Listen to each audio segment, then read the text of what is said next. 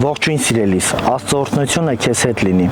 Գիտեք, իմ հետևում խաչն է, որը որ լույսով լուսավորված է։ Գիտեք, այս աշխարհը նման է մի մեծ խավարի, որտեղ միայն Քրիստոսի լույսն է գալու լուսավորում մարդու կյանքը։ Գիտեք, շատ մարդիկ այսօր տառապում են խավարի մեջ, չիմանալով, որ կա լույս, որը որ կարող է գա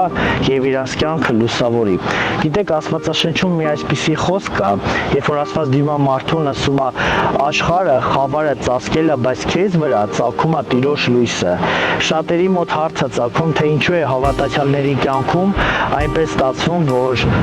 ինչպես եղավ, որ նրանք այս իրավիճակի մեջ են եւ դուրս եկան հիվանդ էին, բժշկվեցին, ինչ-որ անեցներ քանդվեցին, ինչպես է լինում, որ միշտ անհաջողությունը շրջանցում է։ Սիրելիս, ես քեզ ասեմ, դա Քրիստոսի լույսն է։ Հիսուսը ինքը ճանապարհ է, ճշմարտություն եւ կյանք։ Եվ եթե այսօր քո կյանքում մի մեծ խավար է տիրել, ես քեզ ասեմ, քեզ համար կա բարի լուր, որտեղ որ Քրիստոսը կարող է եւ փոխի քո կյանքի ընթացքը, կարող է փոխի քո կյանքի իրավիճակները։ Այնպես որ եթե դու ունես աղոթքի կարիք, գրի մենք կաղոթենք քեզ համար, հարկ եղած դեպքում կգան կայցելեն քեզ։ Ես հավատում եմ, երբ որ դու կբռնվես խաչից, այս խավար ժամանակներից մեջ, ոնց որ այս խաչն է լուսավորված եւ լուսավորում է ամբողջ տարածքը, այնպես էլ Քրիստոսը կգա կլուսավորի քո կյանքը եւ քո բոլոր ճանապարհները։ Տեր օրհնի քեզ։